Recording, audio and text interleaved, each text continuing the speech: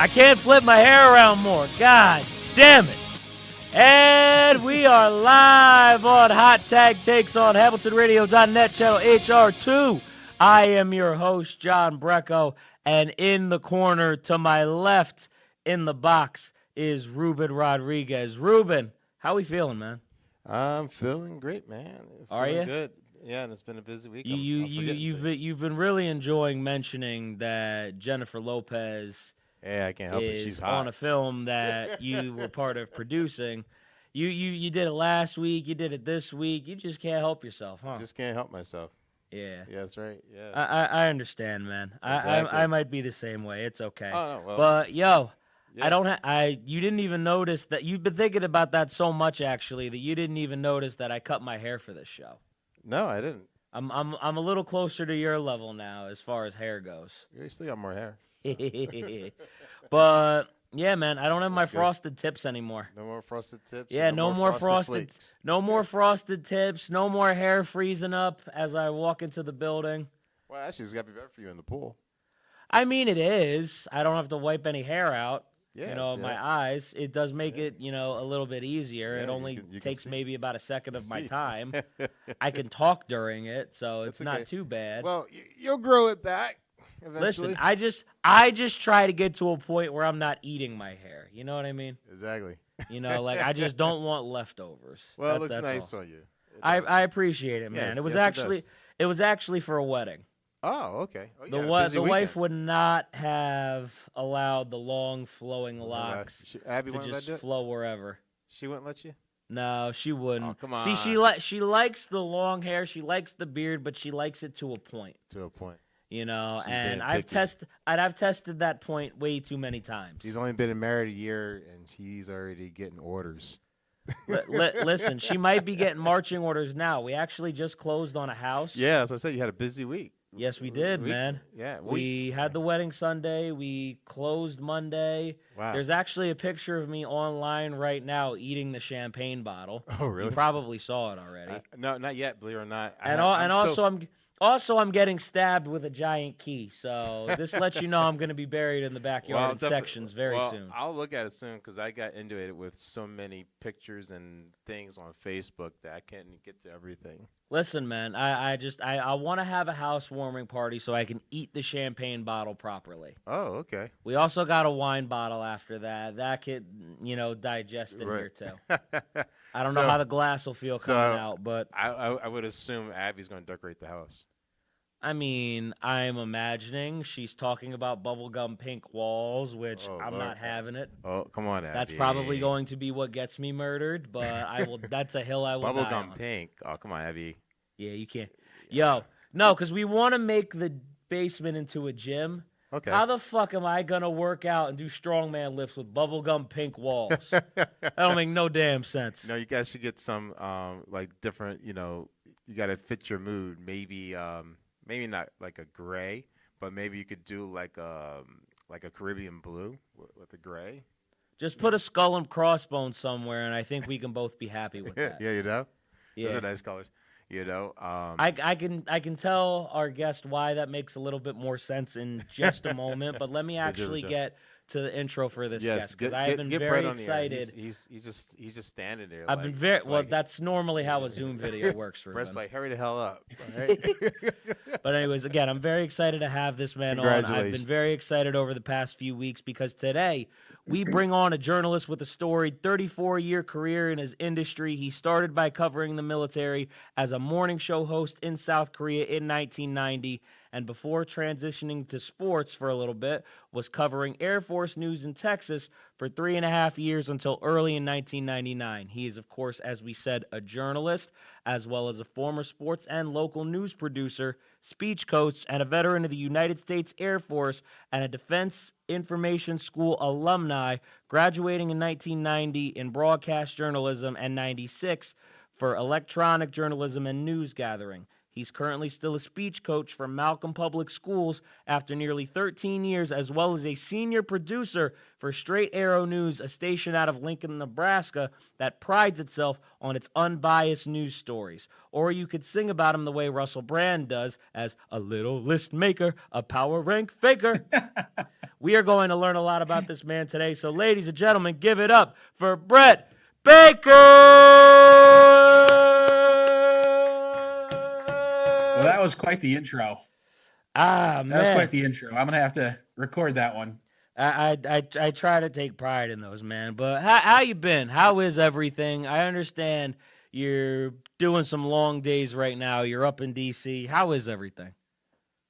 Everything's good, man. I got no complaints. Yeah, we're up here covering the Navy League Sea, Air, and Space Show for our show that we produce.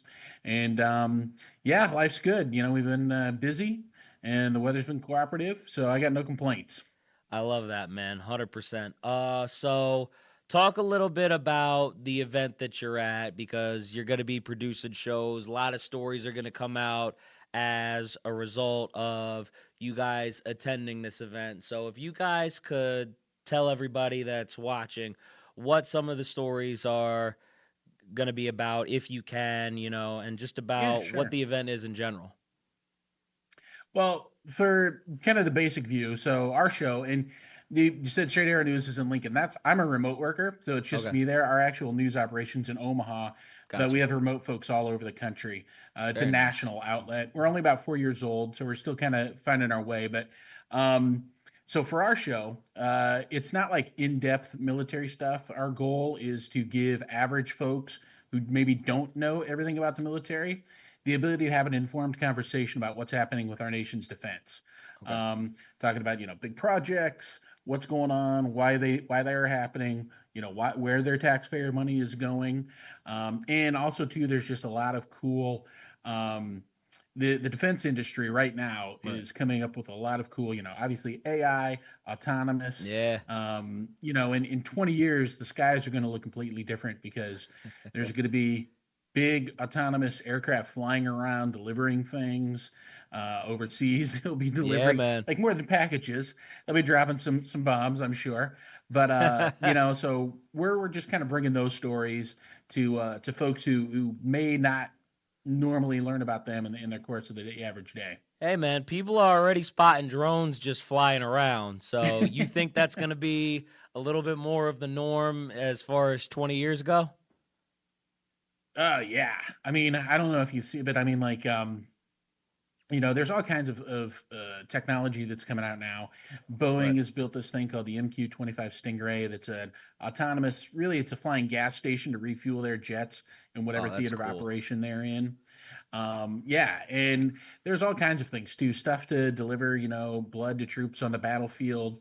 But yes, I do think, like, as easy as Amazon Prime is, you know, to get delivered to your door 1 or 2 days later, Amazon drone delivery is going to become much more common. They're already in a few places, but I think you're going to start seeing a lot more of that stuff for sure. You know, it's so interesting because when you hear people talk about drones in, you know, just an everyday conversation, or you hear like in the news, you see so many people freaking the fuck out, right?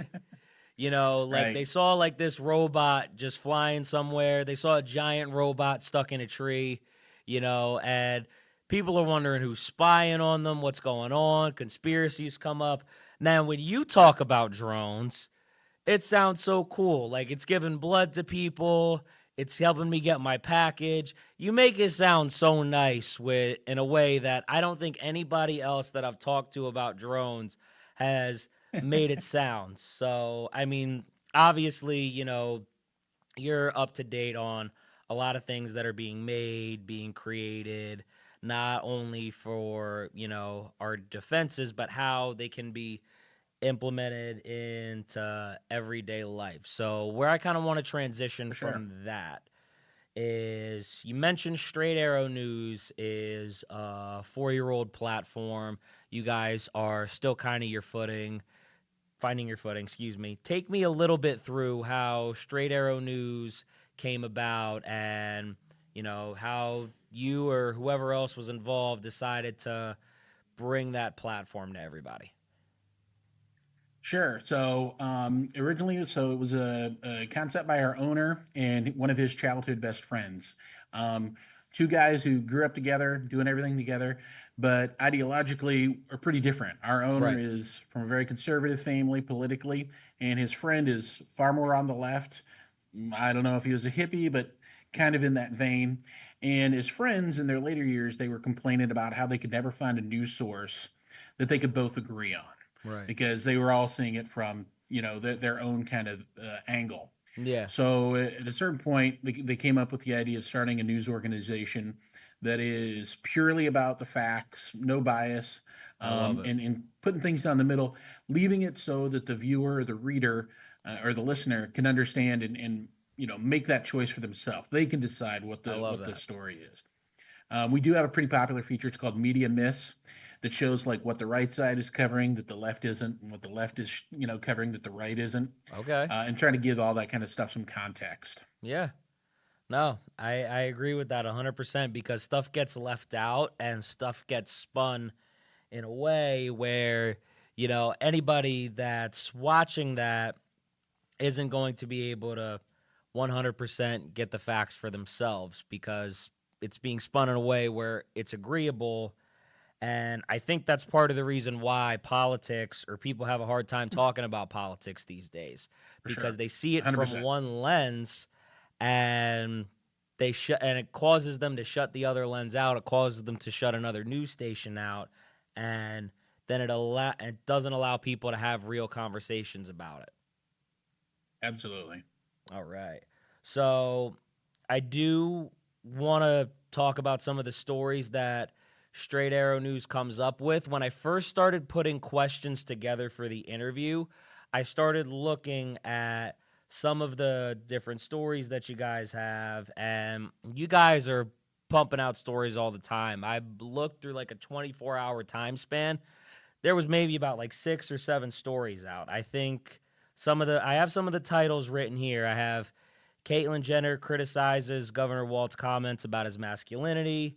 U.S. offers $15 million reward for a team accused of smuggling a drone tech to Iran. Ocasio-Cortez, Sanders taking aim at Elon Musk in their joint rally. More Americans eating alone, and it may be hurting their happiness. That was actually one of the ones that I was most interested in because I'm not the most political person in the world, right? And this is something that is a part of everyday life. And it's actually something that I got really interested in. I looked up where we were on like the happy meter, whatever that was called. It's probably on here and I just haven't scrolled down enough yet. Could this drug slow down Alzheimer's? Scientists say yes. And then judge blocks Doge from accessing certain Social Security data. So, again, there are some stories outside of politics, as those of you who are watching can gather, but there are a lot of political stories coming from Straight Arrow News. I will pick 2 of the non-political ones that I want to talk about because why not? Again, if you're a fan of the show, I'm not a political person in the least, so you could probably guess the 2 that I want to talk about. My first question is, before that, since you produce local news, sports news, political news, and probably military news as well, you've at least covered it. What's been your favorite over the last 3.5 decades? That's a really good question. My 9 years in the Air Force were amazing. I always have a hard time when people say thank you for your service because nobody has to thank me, man. I had the best time.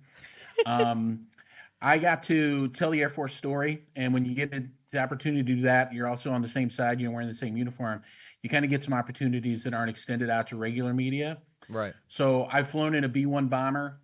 Oh, we were shooting video. I was shooting video of them dropping another B-1 bomber, dropping bombs at a Utah range. Wow. And at a certain point, the pilot was like, "Hey, man, you want to take the stick?" I'm like, "No." And he's like, "Come on. It's like driving a Cadillac. You'll be fine." It's like going to the gun range, except you're just dropping it. Yeah, right? Yeah, no, I wasn't dropping any ordnance. Just pop a squat, pretend like you're dropping a deuce. Yeah, right. I got to do that. I got to cover. I collected combat pay a few times, going into Sarajevo and Split, Croatia, and Zagreb, Croatia. Going to Kuwait when Saddam was still around and being a pain in the UN's ass. Yeah. So like all of my experiences in the Air Force were just kind of I got to do stuff that people with the most money in the world can't pay to do. Yeah. And so that was a real blessing. After 9 years, I got out and I went to work at the ABC affiliate in San Antonio, and I eventually became the senior sports producer there, and I ran the sports department there for 11 years, and that was during the San Antonio Spurs heyday. So I covered 4 different NBA championships, which was amazing. We covered the Dallas Cowboys, the University of Texas, all that stuff. Friday Night Lights, high school football is something that is just on another planet in Texas. Here's how big Texas high school football was. We have a helicopter at the station I worked at, and on Friday nights the helicopter was mine. I got to tell it where to go, and it would take a photog and a reporter to 3 different games that were kind of outside of San Antonio's city limits. And at the last stop, there would be a satellite truck there, and they would like cut together a story, and we'd have them go live with the story from the 3 games that they shot out. And early in the week, I'd be calling high schools, "Hey, where can my helicopter land?" And like, when do you get to do that? I've covered high school football. Friday night light games are always fun. I can attest to that from experience. I've never talked about a helicopter with anybody, where to land.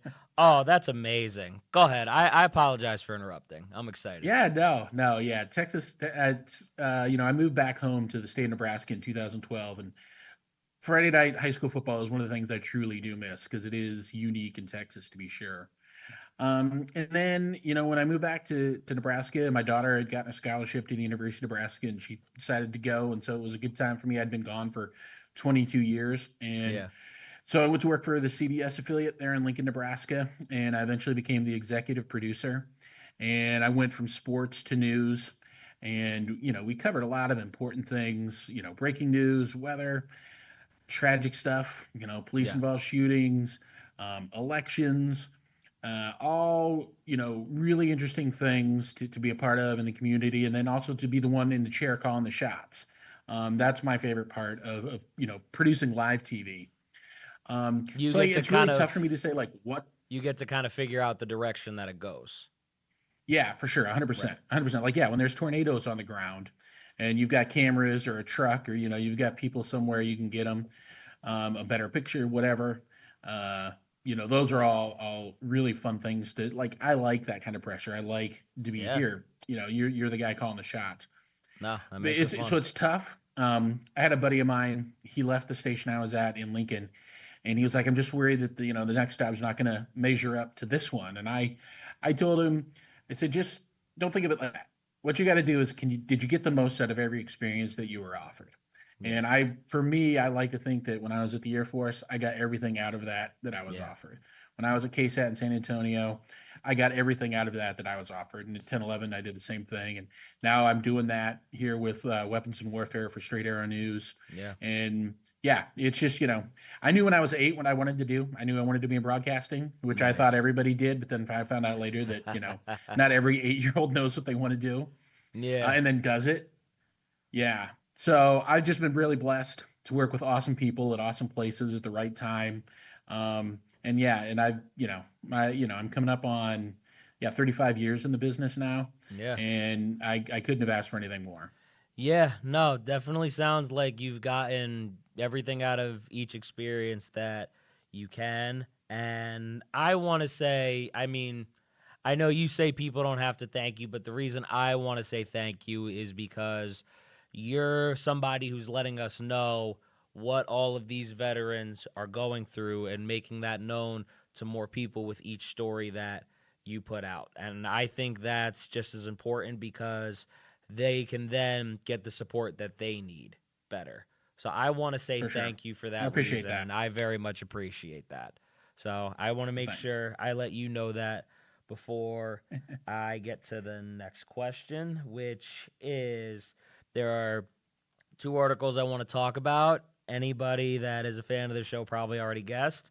First, more Americans may be eating alone, and it may be hurting their happiness. So I try to look at this from either side of the lens. I could see how it makes sense because when you go out to eat, it's something that you typically do with others. You don't just typically enjoy food when you eat out, you enjoy also the company of friends, family, etc. when you go out, and when you lose that sense of companionship when you eat alone. And just an example of that I think, can attest to that. Again, you guys heard me talk about me being at a wedding this past Sunday, and it was a beautiful time. We got to watch two beautiful people get married, and I met a lot of their beautiful family and friends, and I had a great time. And most weddings I've been to give food, and I enjoyed the food, but I also enjoyed the company in which I ate.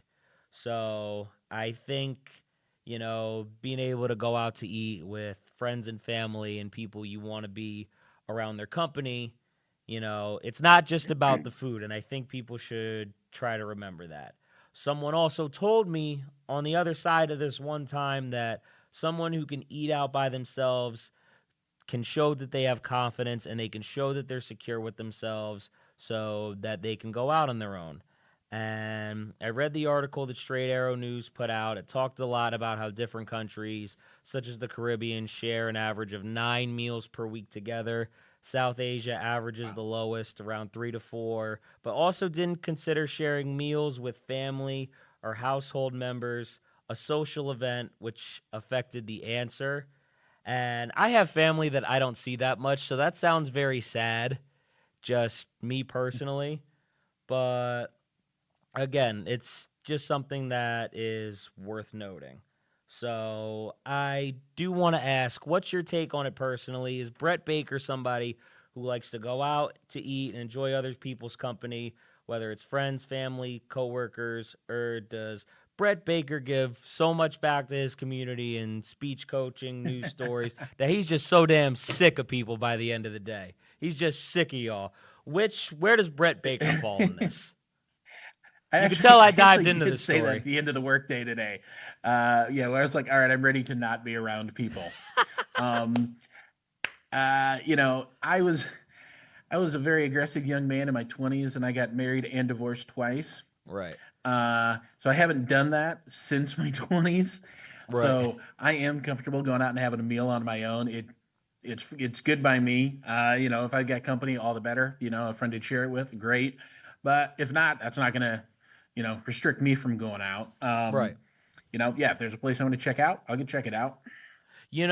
For me, it's always been, I can go to maybe a pizza shop. I can go to a corner store.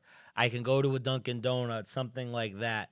But if you put me in like a Applebee's or like a TGI Fridays or like an actual sit-down restaurant, that's when I get a little bit insecure about it. Like, I can go to some places, but when you actually get me in like a sit-down place that I'm going to be at for like an hour or two and I'm just by myself, that's when I kind of start to feel that. So if anybody, shares my opinion, has any specific opinion that they want to share, definitely let us know in the comments. And I think this is a great time to also say like, comment, share, subscribe. Ruben, we're about to hit 6,900 subscribers, man. I wanted to hit 7K before Brett came on because I wanted to celebrate a nice even number, but I could celebrate hitting 6,900 times just as well for all of the wrong reasons. There you go. So I just want to say thank you all for all of your support. We truly, truly appreciate it over here at Hamilton Radio. Just make sure you keep on bringing that support. We love you guys that support our station. Thank you so very much. But anyways, the next story that I wanted to be able to talk about is a drug being able to slow down Alzheimer's, which a lot of people are affected by, and I would really love to see something personally that can reverse the effects so people can start to survive. Kind of a lot like when Magic Johnson got HIV. He was able to buy some of the best medication at the time, maybe something that's not accessible to others, but that was the first known case that at least I remember, somebody correct me if I'm wrong, where somebody was actually able to survive and be cured. So that at least provides a pathway to other people being able to go through the same thing and being able to come out on the other side. Now, how Alzheimer's progresses, for those that don't know, is a plaque develops in the brain, which causes brain cell degeneration. I'm getting does a lot of big words. And it causes the cells to die. So and the thing is, you need your brain to live. So it's not exactly an ideal situation. And I had somebody close to me that was affected by it recently. You know, a friend of mine lost their grandfather to Alzheimer's a while back, and have seen the disease kind of, firsthand in a couple people that I have been close to. And you and I aren't exactly scientists. Let me put that out up front. So I want everybody to understand that our opinions are our own, and things that we say should be taken with a grain of salt. That's why I'm not talking about the political stories. Do you think at some point they'll be able to reverse the effects down the road if they can develop something to help remove the plaque, which I think the drug at one point was rumored to do, and possibly be able to find a cure down the line? Me personally, I can only hope, but I figure get your take on this so I don't have to talk about the other stories and make people too angry. Yeah, right. Well, I think certainly right now the best we can hope for is to at best slow it down, Yes, slow sir. down the effects, because it's an awful, insidious Awful thing disease, to go through, man. right? It robs people so much, not only the person suffering from it, but their family members around them.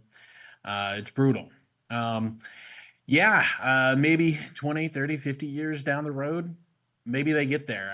I do know that's a very long haul. Yeah. It's not an easy thing to crack, and there's also too there's so many other things that get attention too. So I think probably the best bet right now is to hopefully prolong quality of life, and slow it down as best as possible. And then maybe they can work on the reversing part of it. I am far from a neurologist or somebody who's in the laboratory kind of making those discoveries, so I also would not be a great source of information on that. I will say this, though. You mentioned 20, 30, 40 years. I'm like, yes, just in time for me. So I do appreciate you giving me hope. I 100% am grateful for that.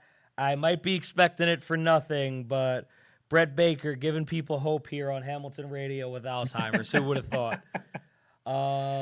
So next, put that on my LinkedIn.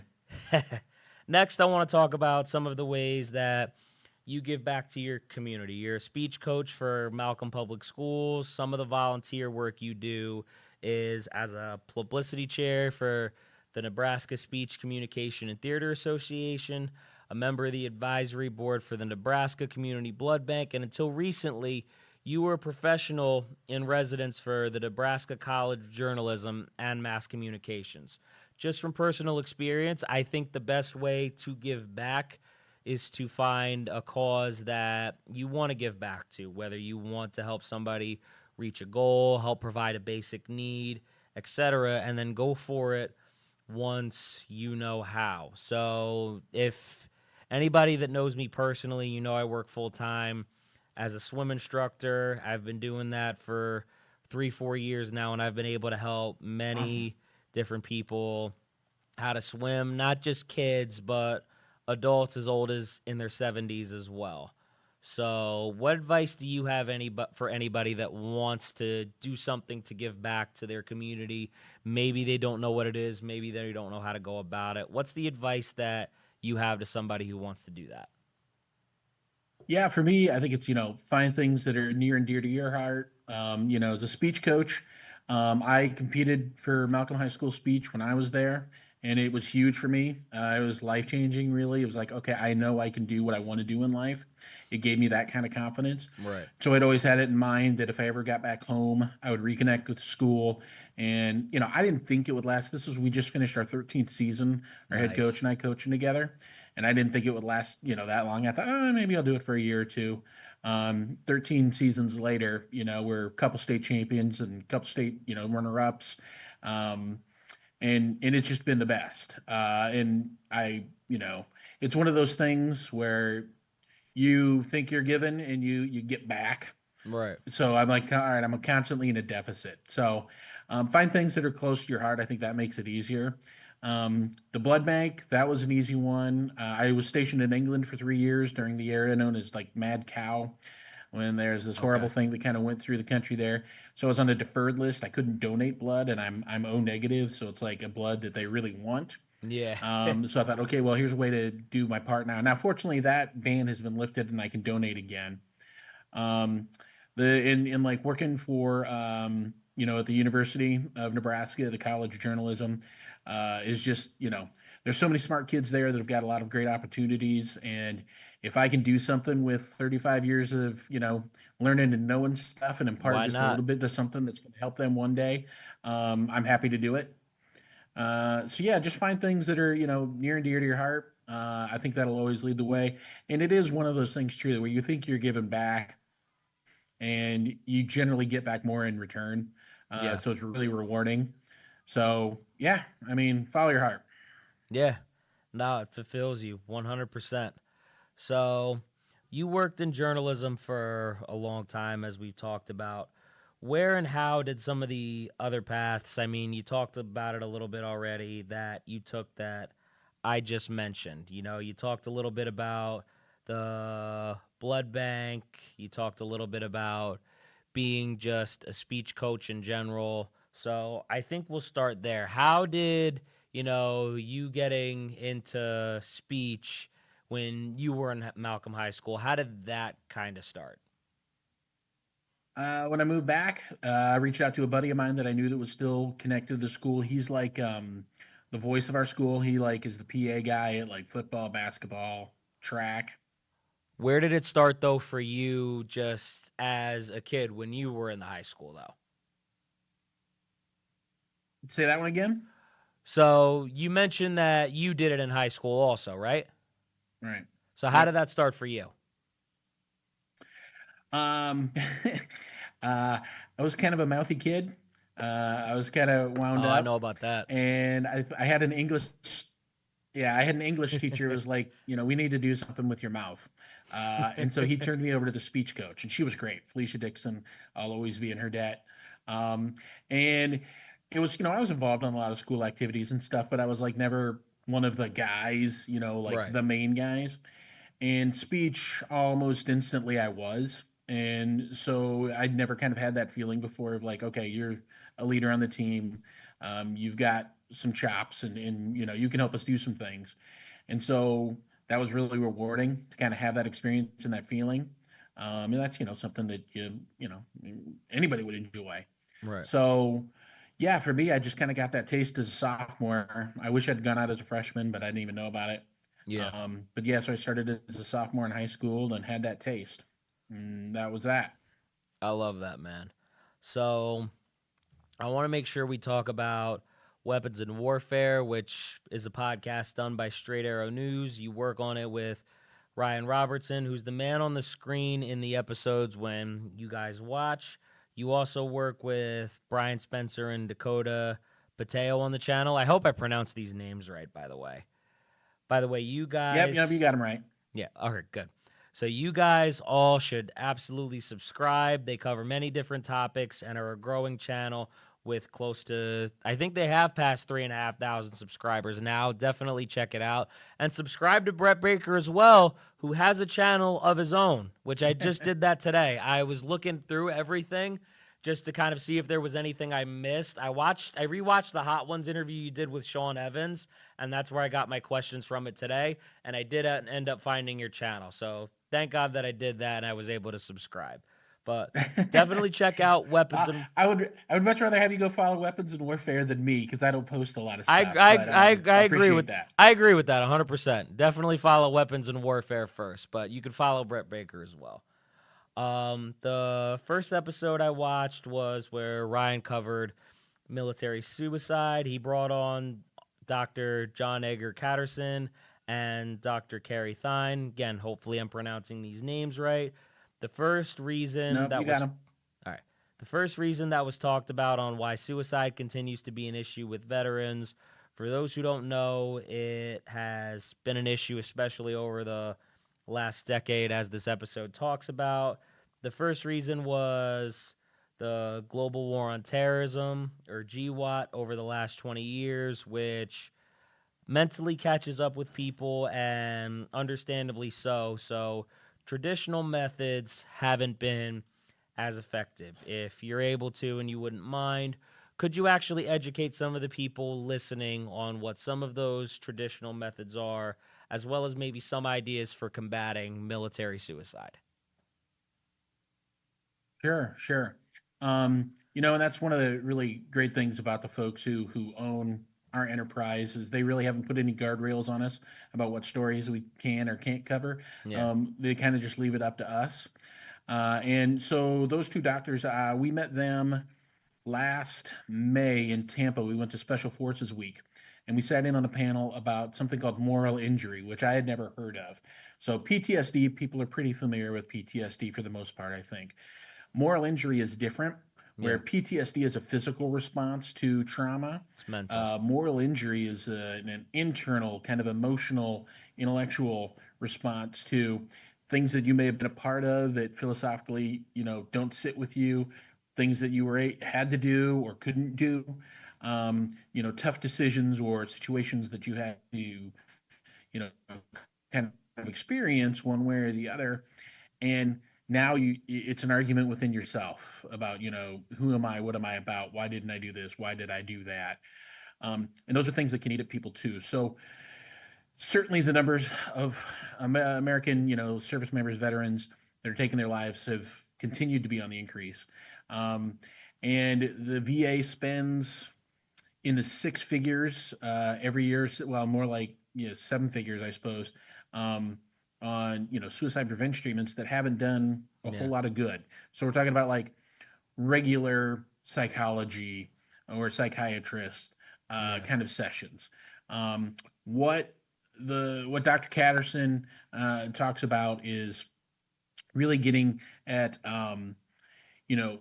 understanding within themselves that maybe they didn't have control over whatever the situation was, and it's not something that you should necessarily internalize. Obviously, there's a super hard conversations, and I'm only lightly schooled in it.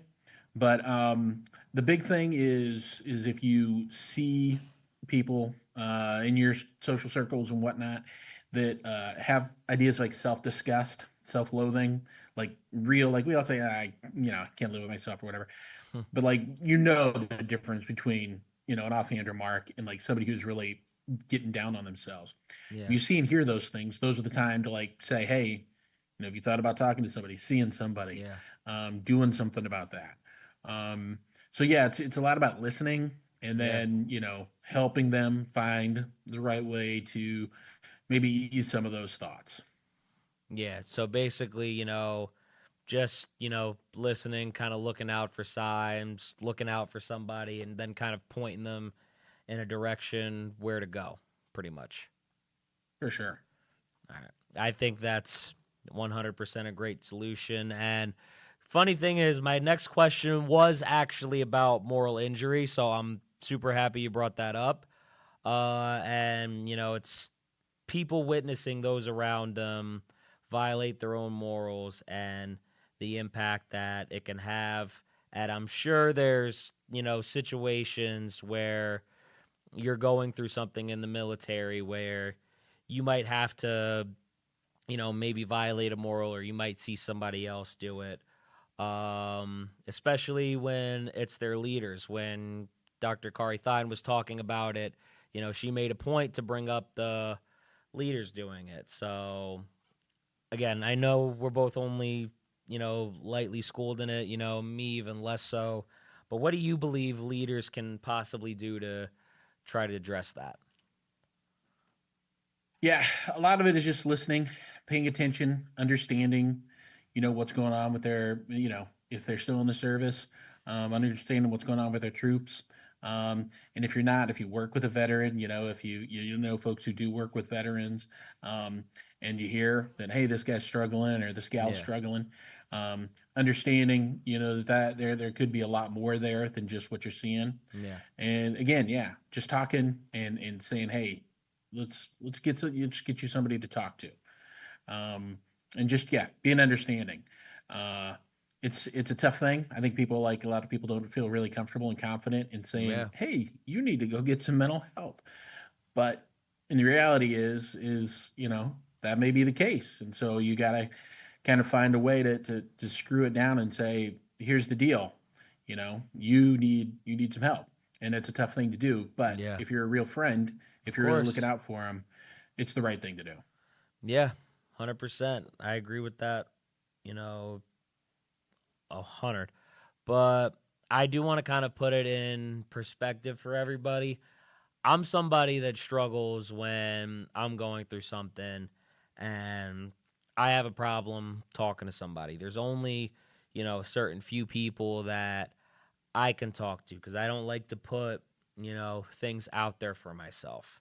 So let's put it into context. I'm just a regular dude that's going through, everyday stuff. My wife and I have just closed on a house. That's been, a very stressful process. Great now, but it's stressful to go through. And there's other things that I could honestly bring up that, I don't really want to right now. But, That's all right.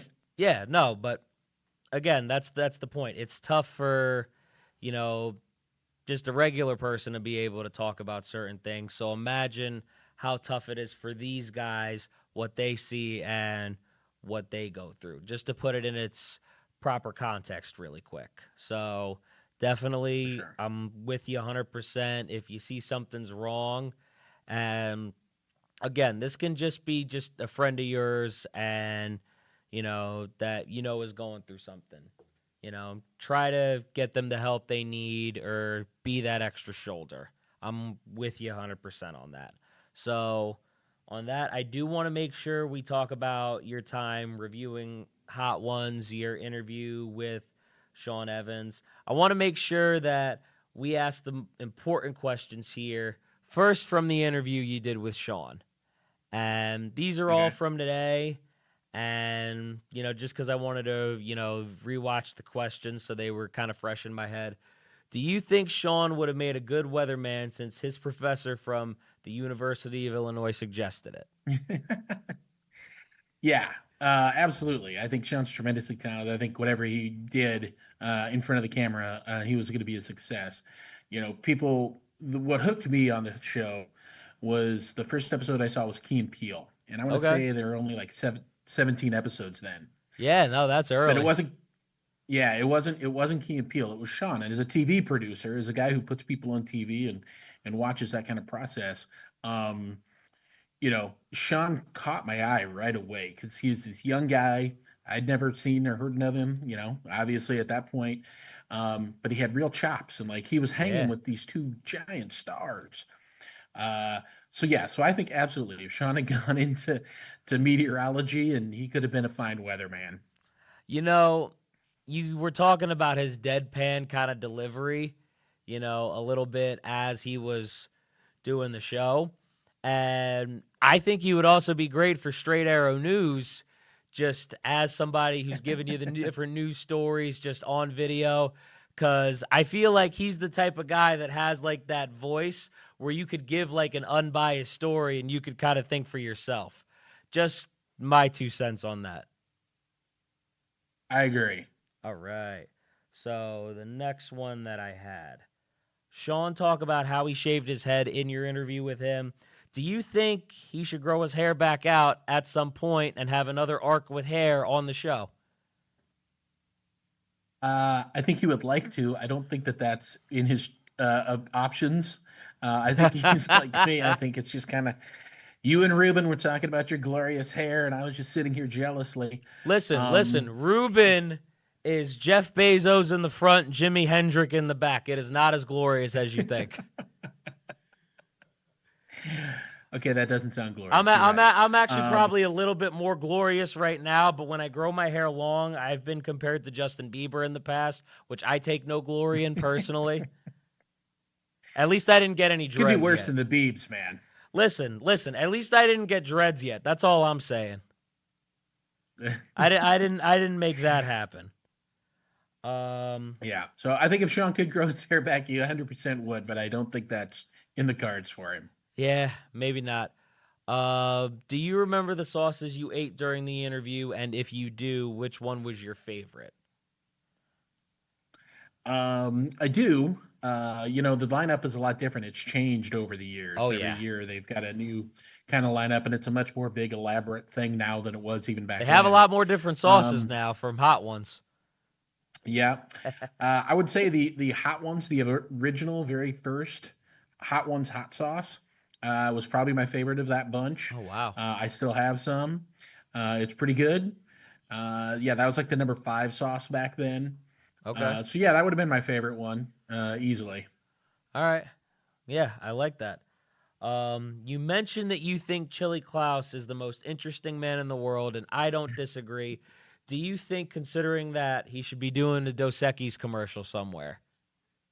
Yeah, I would have loved to see Chili Klaus doing Dos Equis because Wouldn't is that be amazing. amazing?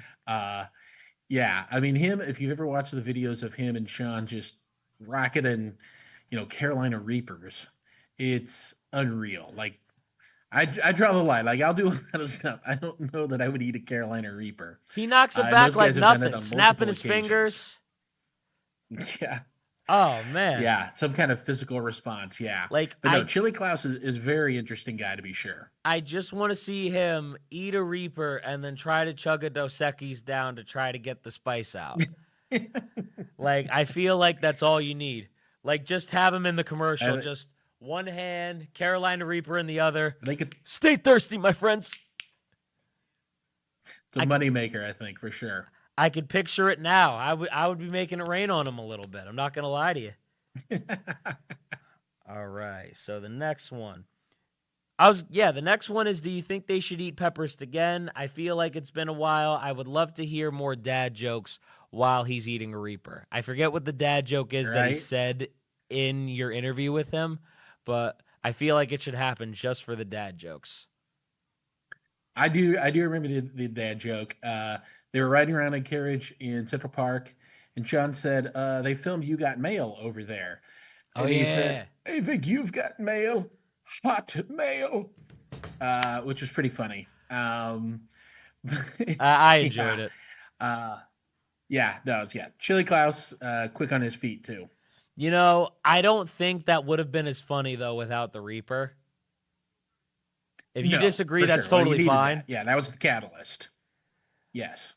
I will say this. My dad, because me and him were talking about the house I just got, and for some reason he just sends me a copy and paste of 20, 30 dad jokes. I have no idea why he did this, but I am going to read them all right now. I am going to read some of them right now. Shout out to you, Dad. There was the person who sent 10 puns to friends with the hope that at least one of them would make the people laugh. No pun intended. There you go. I got a chuckle out of them. Honestly, that was the only one that I read that I actually laughed at, and my wife just rolled her eyes. But I enjoyed that one. To do, yeah. So I gotta deliver the one that's gonna work for me. So what's your favorite interview and your favorite moment from Hot Ones? There's a lot of great interviews. I think an example of that would be Gordon Ramsay, where he got to let us know about different cultures, different chefs he worked under, and also at the same time wiped his ass with a lime in the middle of the interview. Gordon Ramsay, I think, is a classic one. An example of a great moment, I think, would be Eric Andre breaking a plate over his head or Bobby Lee shitting himself. So what's your favorite interview and your favorite moment from Hot Ones? I would say my favorite interview, I'd bundle his 2 episodes together, but early on, he was an early on Hot Ones guy, Eddie Huang, yeah, who well-known, chef, and wrote several books. Had one of them turned into a sitcom on ABC. Really smart episode. He made the mistake of he thought he was going to game the system and start at wing 10 and work his way down to wing 1. Oh, But he that found was out the that that was a guy. really bad route to go. I remember Yeah, somebody who and then he did made the that. mistake.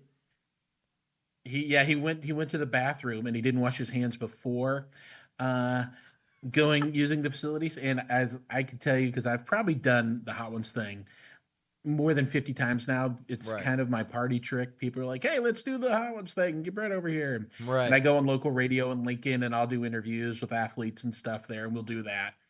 But yeah, Eddie Huang's interviews were really good. Eddie is a really, really bright guy.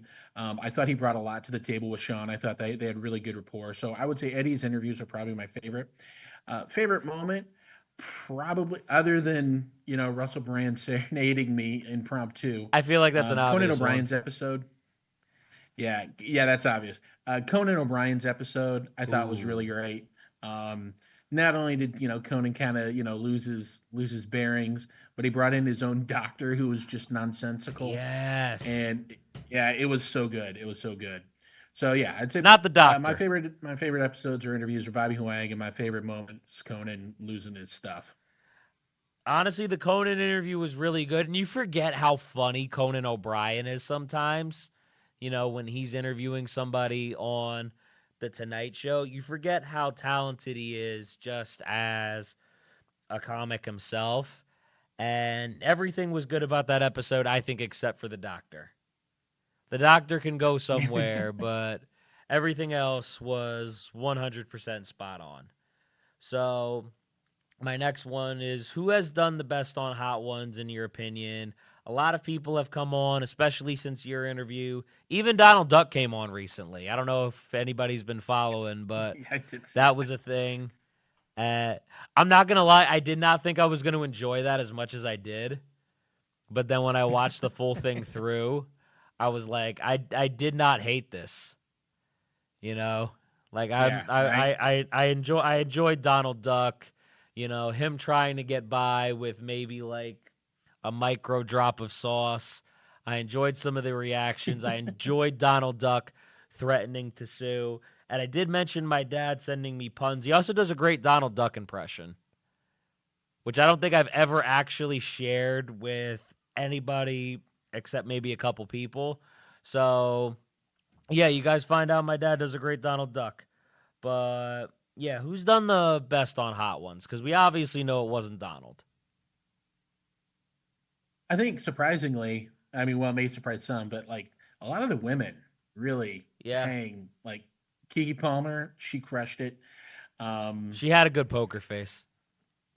Yeah, like she was good. She was good to go, and she crushed it. Yeah, a lot of the women have been really tough. And obviously, I mean, the whole reason that the show got so popular was the one people who lose it. I mean, that was Oh, that yeah. was the fun thing to see because the genius of the concept of the show is that you're throwing the interview game kind of off its axis, and you're throwing these stars who normally have everything kind of catered and centered towards them. You're getting them off balance. Yeah. So you get these great reactions, you get these interview moments that you don't normally get. Now I think it's guys have figured out they can handle it, they can survive it, so people don't lose their crap kind of like as often as they used to. If you watch the early episodes, I remember DJ Snake really thought that Sean was abusing him and wasn't eating, hot wings himself, and he was like, "There's a human behind these tears," and which was just hilarious. It was a very French thing to say because he's French, Yeah. but but yeah, you don't see folks losing. So like when you have a moment like Conan losing it, that's great. Gordon Ramsay definitely lost it. Oh, my Shaq God. lost it. I loved the Those fire are great. extinguisher. I loved the fire extinguisher in the second one. Yeah, That was a classic. 100%. Let me ask you this. If DJ Snake thought he was getting abused, what do you think DJ Khaled thought was happening to him? I I think DJ Khaled only thought about himself first of all. Um, yeah, it's just like it was so weak. Like, dude. you're like, I never taken an L, and Sean was like, you kind of have. You have And he now. was like, oh no, like, yeah, own it. Like, okay, fine. If you're not gonna do it, then own it. But, yeah, yeah, DJ Khaled, Hall of Fame chump in my book. Dude, listen. If you've never taken an L, you're taking an L now. You Yeah. just took a big L. Like uppercase. You didn't even get around the bend for it to be a lowercase L. Like you punked out a Yeah, wing no, 3 you out of tap 10. out after 3. Yeah. Yeah. Like you didn't even make it around the bend, bro. Like what do you mean you've never taken an L? So a very important question to ask close to the end, very much a priority. Why does Sean have so many goddamn hoodies? He said he had 55 in your interview. That's excessive. You see, if I'm gonna It have does seem 55, excessive. if I'm gonna have 55 pieces of any type of clothing, it is going to be tank tops. Where have our priorities gone in this country? What are we doing? 55 hoodies? Put on some tank tops, bro. Yeah. Why do you think Sean has so many goddamn hoodies, bro? What are we doing here? If you find something that you like and looks good and you're comfortable with, go with it. I think he's kind of graduated a little bit more now. He's more of a bomber jacket kind of guy. I can You respect don't that. see the hoodie quite as often. I can respect that. But yeah, I think in the early days, you just go with something that's comfortable and you're comfortable in, and go from there. So, it's I have now, so like, coaching every year for whatever activity we're doing, there's like a team hoodie, and then if you make it to state, Yeah. there's a state hoodie. And so I am probably upwards of 30 now, and 20 some odd more that I'd sent off to a company to turn into a blanket, with Nice. all my old state hoodies and stuff. So yeah, I'm catching up to Sean. I don't think mine were nearly as stylish. They always had graphics and stuff on them, but Maybe not, yeah, but I'll take a lot of varsity jackets because they mean something, and I feel like that's kind of what that is. yeah, a little bit. All right. If you could pick a piece of clothing to have 55 of, what would it be? It could be hoodies, vests, whatever it is. Ooh. I'm a big fan of Cole Haan shoes.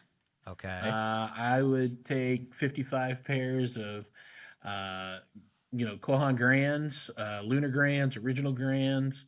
Um, yeah, I'm a big fan of Cole Haan, so I would probably take 55 pair of Cole Haans. Is this like a is Or, this like I a can split it. is this like a boot? Like you might have to explain to me what this is. Here, hold on a second. All right. Hold on one second.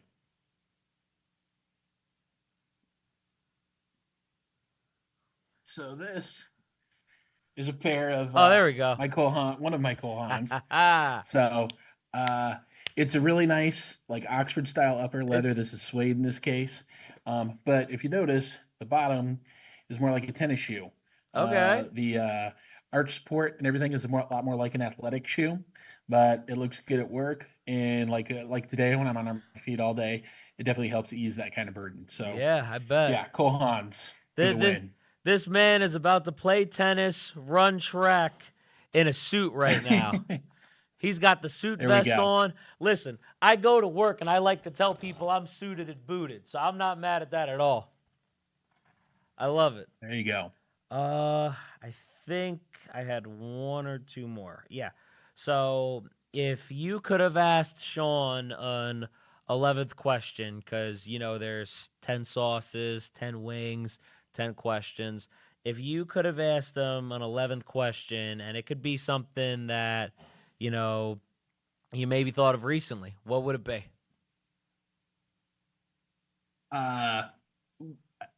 It wouldn't be one that he would answer publicly. Okay. But who's the biggest schmuck? Who has come on and big timed and been an A-list a-hole? I would love to know the answer to that one, because Sean is so polite and collegial, and agreeable. But that there has to be some folks who occasionally wandered through the Hot Ones kitchen. They were just, sticks in the mud, I jerks, believe for it. lack of a better word. I would love to know, who the answer is to that question. Who was the biggest? So he obviously doesn't have to answer that publicly, and I wouldn't blame him if he never did. Yeah, no, he would not. But And I feel wisely. I'm, I I'm would, and I would not ask him publicly. But if I could have, but that would be the 11th question. I'm thinking of a Mount Rushmore of grade A-holes that have been on the show.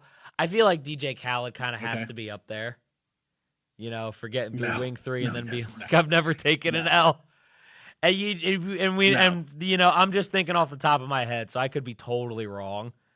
But I feel like Joe Budden Here's the thing that people get wrong about Mount Rushmore. This is one of my weird crusades. Okay. The thing people get wrong about Mount Rushmore is they say the 4 best. But the guy, Borgum Gutslin, who designed Mount Rushmore, it wasn't he didn't pick the 4 best presidents. He picked the 4 most important in his time, in his lifetime. George Washington, the father of the United States, right? Abraham Lincoln freed the slaves.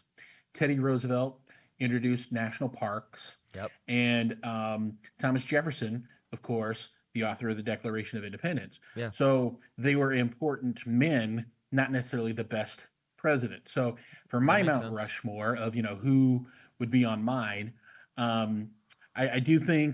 think Conan belongs up there. Okay. I personally would put Keke Palmer up there. Okay.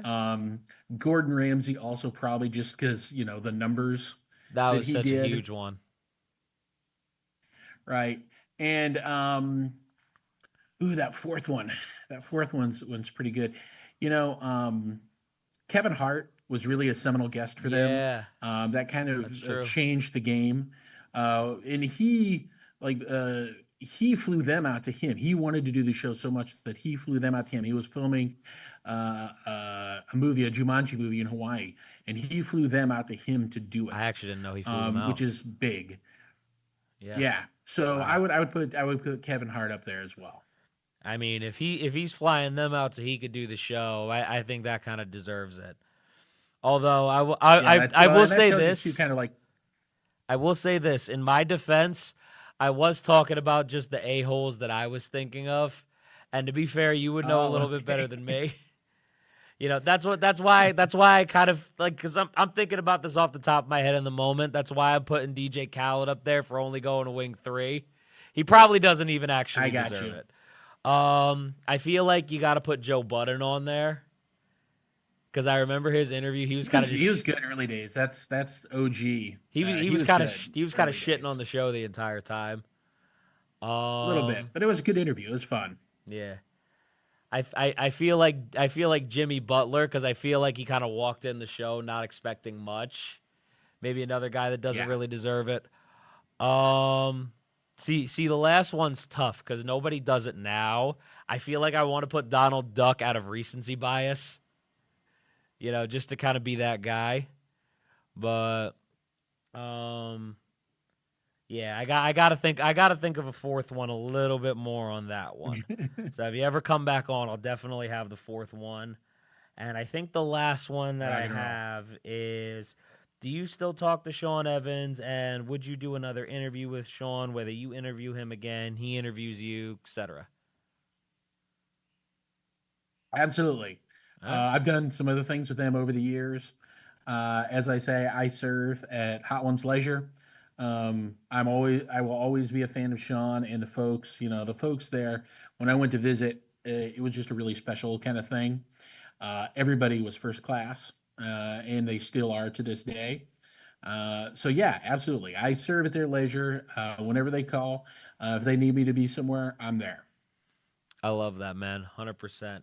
I do want to say one more time, I appreciate your service and putting stories out there, letting us know what veterans are going through. I appreciate you giving back to your community and hopefully inspiring others to do the same as well. And, of course, I appreciate the time on Hot Ones because I'm a big fan of the show and you know a lot about the show and you've actually educated me on quite a few things as well, especially Kevin Hart flying the crew of Hot Ones out. I didn't even know he did that. So I do want to say thank you 100% for your time, your service. as a community person and just as a personality in general. I appreciate you being on the show. Would definitely love to have you back at some point, and I hope you enjoyed the time being on the show also, man.